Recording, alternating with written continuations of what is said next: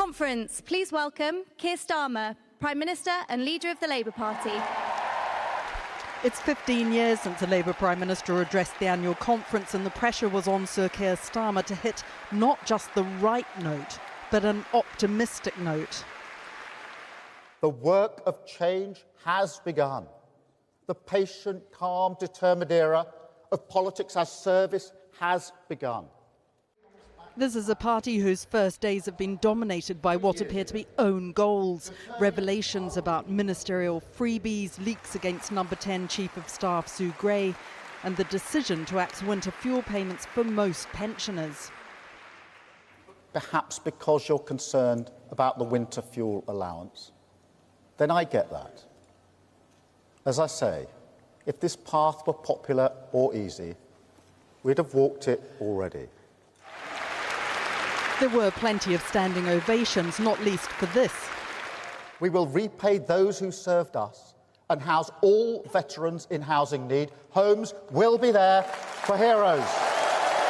And just one unfortunate gaffe. I call again for an immediate ceasefire in Gaza, the return of the sausages, the hostages. Large parts of the speech were familiar, rehearsed during the election and in the ensuing days, as were the warnings of tough times ahead. That first, we stabilise our economy. Second, we fix the foundation. And third, we build with pride and determination a Britain that belongs to you. But it will be hard. That's not rhetoric, it's reality. This guy's obviously got a pass from the 2019 conference. A reference to the divisive Corbyn years.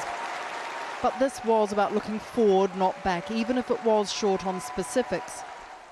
A crackdown on knife crime, a real living wage, a modern industrial strategy, a 10-year plan for our NHS, devolution to our nation's regions and cities, the biggest levelling up of workers' rights in a generation, more teachers, more neighbourhood police, more operations, rebuilding our public services. Change has begun. A criticism or a query surrounding the Prime Minister has been, who is Keir Starmer? This speech said he is pragmatic, addressing both the left and the right. If we want to maintain support for the welfare state, then we will legislate to stop benefit fraud, do everything we can to tackle worklessness. If we want cheaper electricity, we need new pylons overground.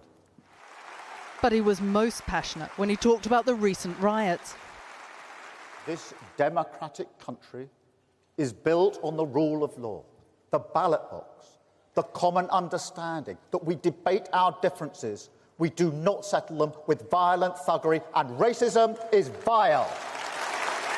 I thought this was a really powerful speech today. I thought it was very much about Keir Starmer's values, about his sense of respect, of decency, about really the kind of country we are, the kind of Britain that we are.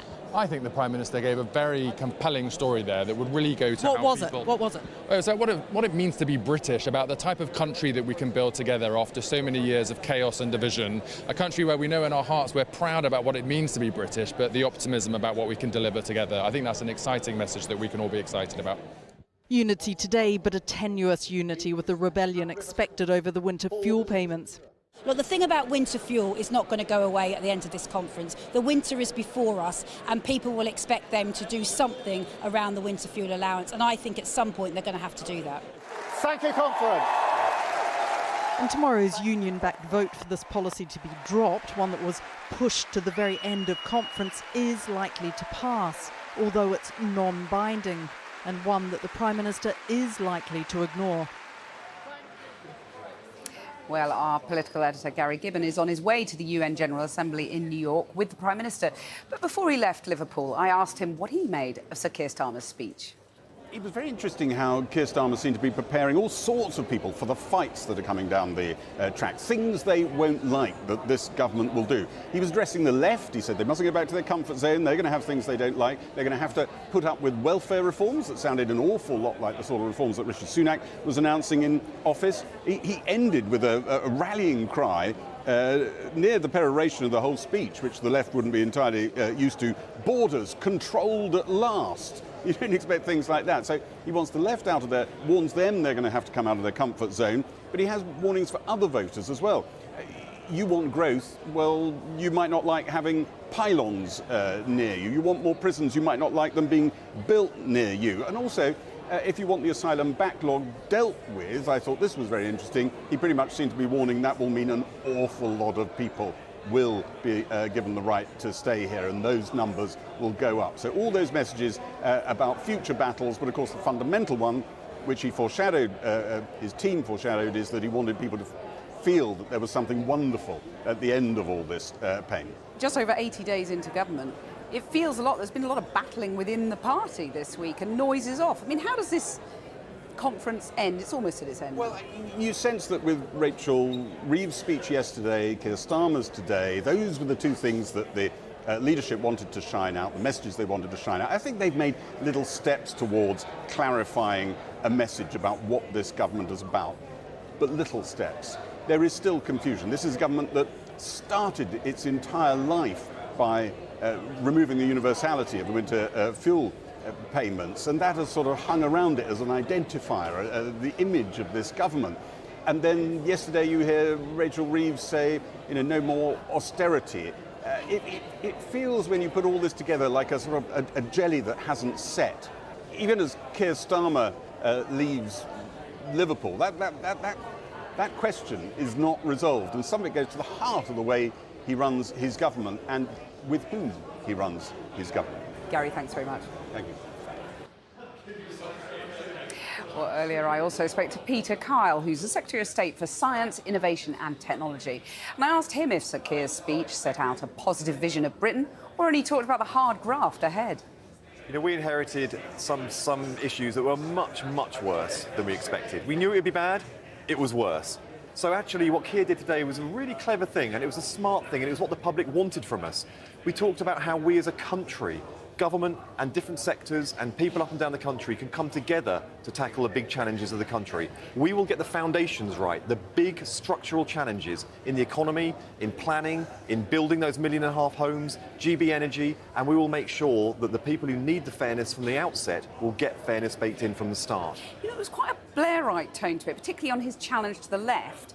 Let's take the cuts, for example. He didn't back down on the winter fuel allowance cuts, and he signalled that there are more cuts to come on sickness benefits, didn't he? The politics and the political positioning comes later in the day for Keir. He puts our values and principles as a party to task to solve the big challenges we face. This is part of our inheritance, and he's upfront about it. It's not a left-right thing. It's about what will make the biggest difference. Yeah, but is he up for the fight with the left? Because, there's a vote that you're going to get defeated on the winter fuel allowance, and he's turned tail already. He's in the air.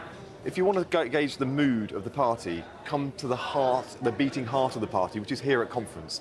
You've just seen... Yeah, but he doesn't want to face up to them with the row on the winter fuel allowance. You've just seen Keir explain in stark terms why we're making those hard decisions, including the winter fuel crisis, and he did so with compassion and humanity in the way he did it, and conference applauded him for it. We've talked about some of the difficult choices ahead, as he put it.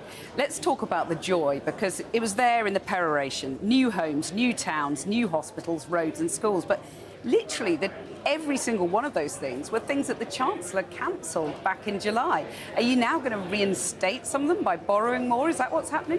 Well, there's a lot we can do with our economy that doesn't involve enormous amounts of public spending, just by governing appropriately. We are getting cracking with GB Energy, and we will headquarter it in Aberdeen. We're getting cracking with the 1.5 million homes. Those big infrastructure changes are also going to need potentially a change in the fiscal rules. Rachel Reeves, the Chancellor, hinted that earlier this week.